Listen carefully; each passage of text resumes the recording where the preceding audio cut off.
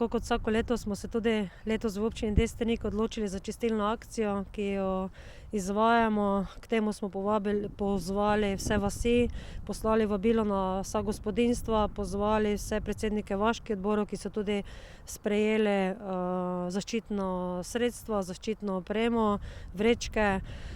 Skrbimo za to, da je naše okolje čim bolj čisto. Opažamo, da je vsako leto manj smeti, je pa res, da so onesnažene predvsem tiste površine, ki so ob glavnih cestah, ob regionalni cesti, tam pa še vedno kar veliko smeti, za katere pravzaprav ne vemo, kako bi določili njihovo izvor, ker piksne embalaža tudi od alkoholnih pijač neposredno ob cestišču ali po vozišču.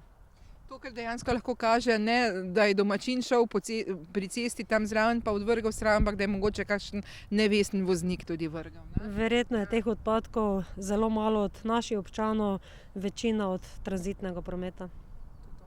Ja.